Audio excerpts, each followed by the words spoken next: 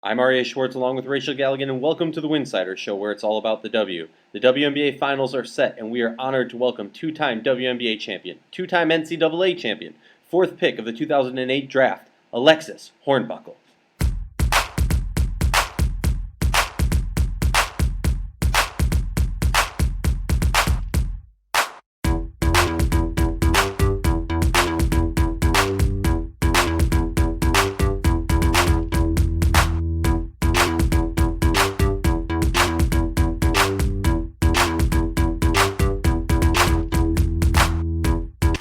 I'm excited to welcome two-time WNBA champion and the pride of West Virginia, Alexis Hornbuckle. Alexis, I'm so glad to speak to someone who's been there and done that. But first of all, before we hop into the madness of the WNBA season and the playoffs and the finals and all that jazz, what have you been up to and kind of fill the WNBA fans into what you've been doing recently? Well, first off, thank you for having me. I'm excited to join and talk playoff basketball. This is like my favorite time of the year. Lately, I've just been doing all of my Alexis Hornbuckle basketball things that include trainings, coaching, camps, clinics, group lessons. And most recently, I have become the director of basketball of Woodlawn Private School in Mooresville, North Carolina. That's huge. Congrats. Congratulations. That's awesome. Thank you so much. And for me, like, I think the most amazing aspect of that is young women need to see players who played in the W as role models and giving them this education in basketball at a young age, because I think that does you can't quantify what that does for the growth of the women's game. Right. So I tip my cap to you. I know it's very easy for me, someone who didn't play and like is just a talking head, but like I always have that much more respect for the players who, when they get out there, they give back to the game versus, not to throw shade, but some people like to skip over to the NBA side. But I want to make sure we're doing whatever we can to grow the W and make it bigger.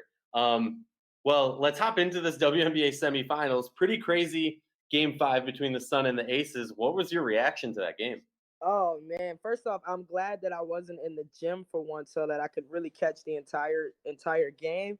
And Connecticut came out strong. They started the first really strong, which you kind of expected them to, and then it kind of evens out going into the halftime. And that second half though, that was just playoff basketball to a T.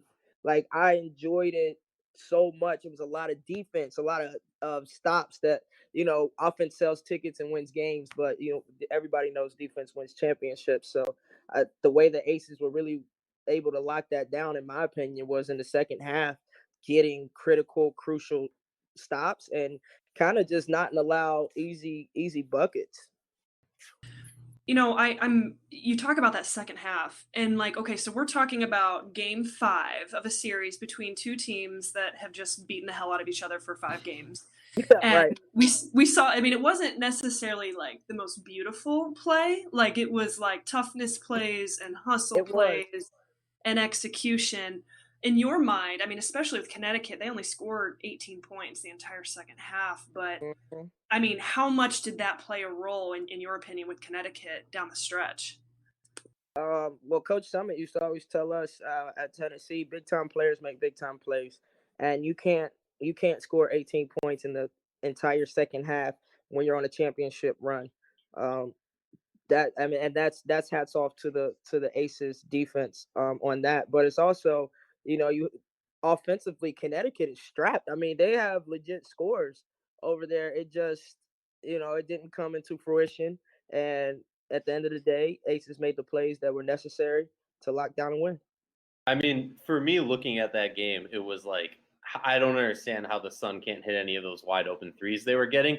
But then it became very clear that this was just like a heavyweight bout, boxers just going at it left and right. And that's just good basketball. Personally, I prefer that in the semifinals, because that's like, you deserve to be in the WNBA Finals. If you can handle that matchup, that intensity, the ridiculous battles that we were seeing in the paint was just mind-blowing for a fan. Yeah. Do you think going into this matchup, both teams were, or I kind of got the sense that the Sun were like, all right, we might not be up to there with the Aces, so we're going to instill this type of game because this is a type of series that we could possibly win. Did you get a sense of that at all, or what was your thought of like why it was so physical? I think it was. I think the Sun wanted, to control the tempo and then control the style of the game. And I mean, when you, I played for Bill Laimbeer, and I know how defensive minded he is and how that toughness comes. So if he has a team in the playoffs, they're ready. They're ready for war. And Connecticut, I mean, they have the players that can take you there, inside and out. They have some size. They have some speed. They have scores. But like you say, it's a heavyweight bout. I tell my players all the time, it's not who can score the most or who can defend the best and rebound the best and play the hardest in the first half. It's who's going to look like that at the end of the game. And I think Connecticut lost a little bit of that fire offensively, not with the shots not going in. Yeah, I mean, like you said, like big time player, you got to make shots, you got to make those plays. But you know what, like, hats off to Connecticut. Absolutely. Yeah, like what they did this season and the job that Kurt Miller's done. Alyssa Thomas is just superhuman, and obviously this is yeah, she's a beast. Man, this is a franchise we're clearly going to be talking about for a long time. But back to the Aces, you talked about your experience playing with Bill Laimbeer. You have some experience, I would imagine, with some of these veterans. Let's talk about Angel McCaughtry and what she was able to do. Her minutes had to go up. Derica Hamby, unfortunately, is injured. That's a huge blow for Las Vegas. But now you've got Angel McCaughtry at this stage of her career playing, 34, 35 minutes a game, dropping 20 plus. What can you say about Angel? Angel is doing what Angel does. Angel is coming to score. She's coming to control the tempo. She's coming to lead her team by any way that she needs to, whether that's making tough plays. I mean, that girl was making some shots in that game. She was attacking. She was finishing. She was knocking down threes. I mean, it was fun to watch. It was like watching her, when I was playing, I don't know how many years ago. So, and even watching her, the type of player that she came out of when she was in college. I mean, she just realized, listen, I have to give everything I have here, and I'm going to do it. I mean, she was like 2 for 3 from the 3 line. I believe she only missed one free throw. She ended with, I think, what was it, 22 points, something like that? Something like 20 that. points, yeah. 20 points, yeah. So, I mean, she had an all-around game. She had 4 rebounds as a guard. I mean, she added to the game on every aspect, on every end, and she tried to do it, on every single play of the 34 minutes that she played. So, hats off to Angel McCaughtry for that. And she's been throughout this whole season, she's been extremely efficient in the limited minutes that she's played.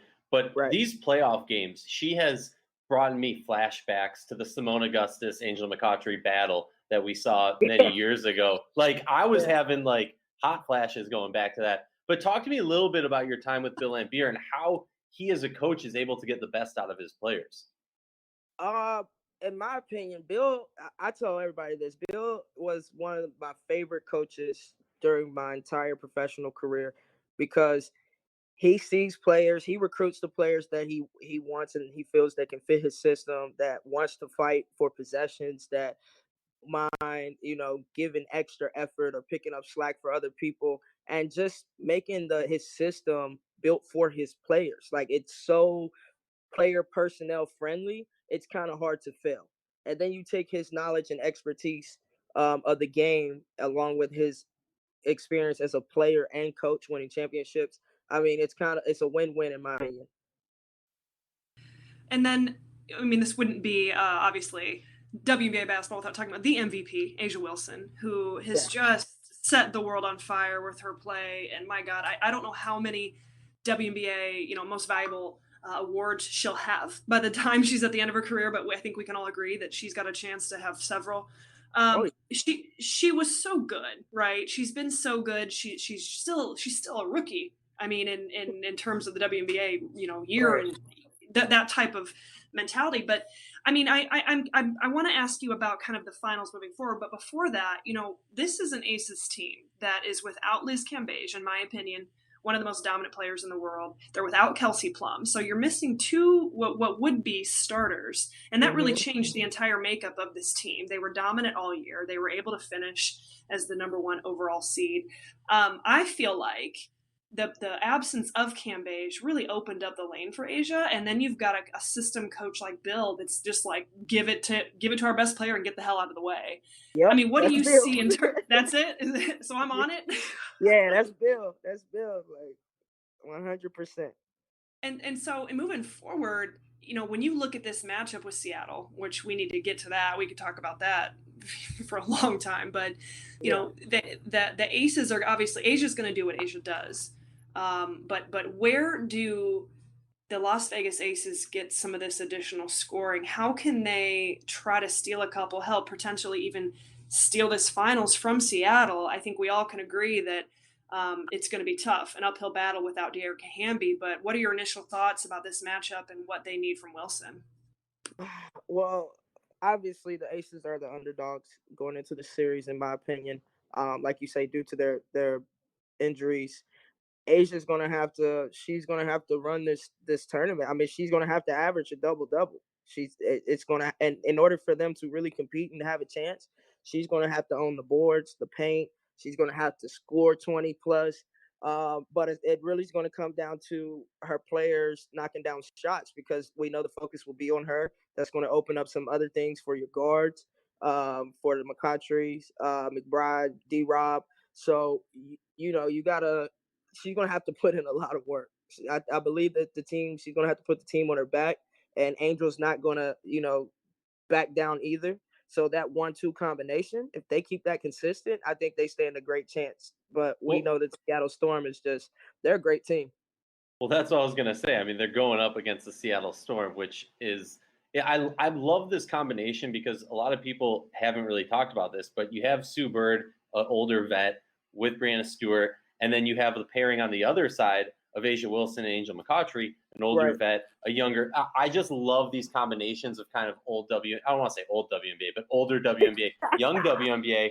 But like, talk to me about the Seattle Storm team, because they're just freaking scared. Like, when they're humming on offense, their defense is suffocating. Their offense moves so fast. Like, sometimes it honestly looks like they're playing in like fast forward while the other team's in slow motion.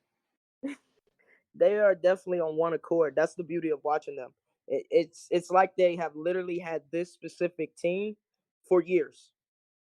The way their chemistry, the way that they play off of each other, play with each other at any given moment, anybody can step up and make a big play. I think that they all play their roles well, and when their number is called, they rarely fall short of expectations. Well, someone who arguably has been exceeding expectations has been Jewell Loyd. So talk to me, as someone who can get a bucket, what is your confidence like after having such a good, like, her, not only was her end of the season ridiculously good, but her playoff run against Minnesota, which obviously really hurt Minnesota fans. I know people in Chicago and people in Seattle are getting hyped for Jewell Loyd, but what does that do to your confidence for a player who, I don't want to say, there's been questions about her progressions, which obviously is a whole episode in its own. I have a lot of respect for Jewell Loyd, so I'm not throwing shade or anything. But what does that do for someone's confidence going into the finals after having such a good semifinals? Well, what it does is it allows you to walk into the arena with your head high and your shoulders back, and a lot more relaxed and confident going in, instead of stressing about what you need to fix or what you need to do better.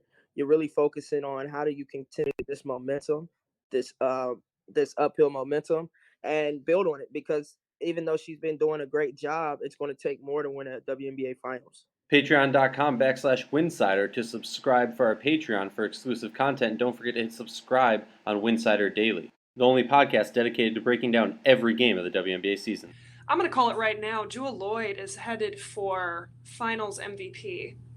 Just kind of based on the way she's been playing so far these playoffs. Man, she's on some next level. And we all know, anyone who's really watched Jewell through really her entire career, her ability to score the ball in bunches like she's been able to do is scary. But one thing it is important to make note, news broke earlier this week that Sammy Whitcomb will not be with the Seattle Storm. She went home. Her and her wife are welcoming their first baby, so congratulations to them. Yeah, congratulations. But congratulations for sure, yeah. But that's, that definitely an unsung hero of the Seattle Storm roster. I don't know if it changes my mind in terms of matchups and stuff. I definitely think that Las Vegas has to have elevated play from, Jackie Young. Kayla McBride's got to be able to knock down some shots and be a threat offensively. But just a little bit of news for those of you who have not happened to see that. Yeah, Sammy Wilkin will not be with the Seattle Storm, but I do want to talk about Seattle a little bit more in terms of matchups. Obviously, we talked about them being the favorite to win. In your opinion, what does Seattle do the best, and what do they have to do well to win another title? What do they do the best? I think the best thing that they do is they can attack 1 through 5. I love how everyone is offensive minded, but yet they have that cohesiveness and togetherness where they're not forcing the issue. Especially when you have, like you say, a guard like Jewel, and of course the veteran GOAT Sue Bird leading your team, and everybody follows in suit. Makes Stewie's job even easier. Makes it easier for Alicia Clark to step up, and Natasha Howard's been doing an excellent job this season. I think the main thing that they do well is just play together. It's almost just like they watch film before they even play the game, and it's like you're playing NBA 2K out there. How smooth is running. Literally. I like Yeah, that. I like that analogy because it really is kind of like that at times with them. it is at times, and Dan Hughes has done an excellent job. I'm a fan of him and his coaching style for years. Been a fan. So to see him do great things in Seattle with the history that they have, it's amazing. Now, the second part of that question, what was the second part? I don't know. I'm too busy listening to you. What do they have to do well to win it all? And I mean, I was gonna kind of go to the next question, just kind of ask. I mean, maybe, you know what? Screw it. We'll just fuse the two. You've done it. You've won a WNBA. You've won 2 WNBA championships. Now formats have changed. The game has changed. Things have evolved. But you know what it takes to be able to go into the playoffs, to be able to go into a series, and ultimately be cutting down nets. What does it take? I mean, whether we're talking about Seattle or Las Vegas, what are some of the X factors here? Well, the X factor is number one, attention to detail. The team that's gonna pay the most attention to detail and to do the little things that they see on film, or exploit the weaknesses. You have to really be detail oriented when it comes to your who you're guarding, right? Who your scouting report is against, and not only us, the team. And if everybody can execute that for their individual matchups as well as the team concept, it's hard not to be in a position to win the whole thing. I'm Um, go ahead, go no, ahead, go keep ahead. going. No. Keep going. I'm gonna. Nice. I'll You're save it. good. I'll You're write it good. down so I don't forget. Yeah, attention to detail. And the other thing would be finish plays. You have to make plays. It's not going to be easy. It's going to be physical. It'll be some fast pace. It'll slow down. And you have to make plays no matter the situation, no matter if you're up by 10 or down by 10. The bottom line is it's one possession at a time, one game at a time. Until you look up, it's the final buzzer and confetti's dropping and all that good stuff. So I'm curious for you, as somebody who was with Bill early on in his earlier on in his WNBA career. What have you seen anything in his coaching style really change? Because for me, I think a narrative that if we were maybe, I hate WNBA NBA comparisons, but I think if we were in the NBA, there would be a lot of media coverage of Bill Laimbeer comes back to the WNBA Finals after this big of a gap Right, of missing right. it. So I'm Oh, for curious sure. for you, like, I don't want to say can he win with his style, because I think that's a ridiculous question. If your players are committed, your players work hard and play smart and attention to detail, like you're saying, you can win with a variety of styles. But I guess Right. I'm curious if you've seen kind of what he likes to do change over the years, and what your thoughts are on him finally making it back to the finals. I think Bill Laimbeer is like one of the smartest basketball minds that I've come across. Um, and his coaching style, it's flexible in a sense. Now he'll have the way that he run his transition, how he rotates defensively off pick and rolls and hedges and all that. But when I say he's flexible, I mean he will literally break down the film of how did this team defeat us, or in our moments when they were making runs and we weren't, what were we missing or what were they doing? And he does a great job of explaining it, showing you, and then getting you to buy into what you need to do. And I think that that's something that you can take within any system, within any team, within any personnel. Now, again, he is dealing with injuries of some very crucial players for his roster, but if everyone else can buy into it, I don't think that it would be kind of the sweep or the blowouts that some people might think are going to happen. Just a couple more. We appreciate your time. You've been awesome. I just love picking your brain, and I'm really excited about this question in particular. You were drafted as the 4th overall pick in the 2008 WNBA draft. You spent your career with Detroit, then you're with Tulsa, Minnesota, Phoenix. We'd already talked about you being a WNBA champion. Here we are in 2020. We're playing in a bubble. Outside of the strangeness of what 2020 is, how has the league evolved? From just whether it's your playing days, before your playing days, like from your perception, how have you seen the WNBA change? They're becoming more visible, and I know it's not the same visibility that's in the NBA, but when it comes down to the marketability and how the commercials that you see, the times of the commercials when they're played, the games. I mean, it took COVID for almost all of the WNBA games to be on TV somewhere, but I think that players are being able to be themselves and build their own brands without having to follow suit of what fans or organization feels like they should become. They are allowed to be themselves and then go out and perform, therefore helping to build their brand even more. And I think, that's a big part of what's going on and how these young women and older women are still being noticed, are still being applauded for their efforts and their skills. Because at the end of the day, professional athletes are professional athletes. All right, now I'm going to put you on the hot seat with our final question. We couldn't talk WNBA Finals without doing some predictions. I'll run it out first. I'll say I got the Storm in 4.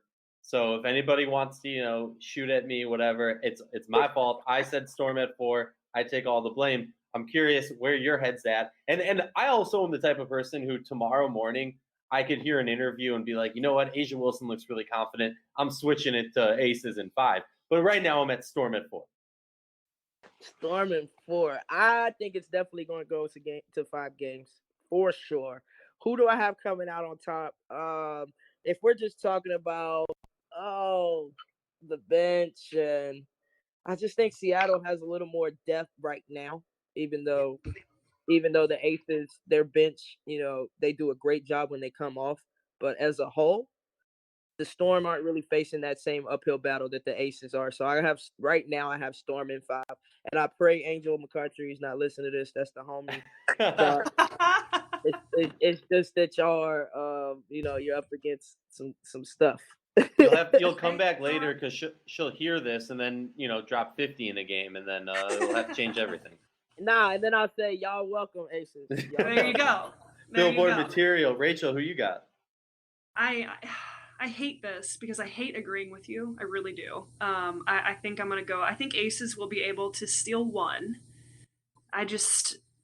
If Hamby were in, it would be different for me. I don't have a ton of faith outside of Angel and Asia right now. I need to see more from Jackie Young, Kayla McBride. I don't know if they can sustain that in a 5-game series over Seattle. So I think that it'll be really competitive. It'll it's gonna be. They're not gonna be blowouts. But I agree with you, Aria. I hate it, but yeah, I think I got Seattle. That never happens. That never happens that we agree. But also, here's the hot take part. I think the Aces win game 1, and it just lights a fire under we can say ass, lights a fire under the ass of the Storm. And then they just go on. I agree with you. I don't think it's going to be close because I think Bill's going to find a way to, exert some pressure onto the Storm in ways we haven't necessarily seen. And this also, look, the Aces won the games against the Storm. So it wouldn't be crazy, to have in a 5 Aces pull off the victory. So, hey, we'll have to be checking back in. We're so happy and honored to have you join us today. Thank you so much for taking the time. Absolutely. Thank you for having me. It's been fun. Thanks, Alexis. All right. Y'all have a good night. You too.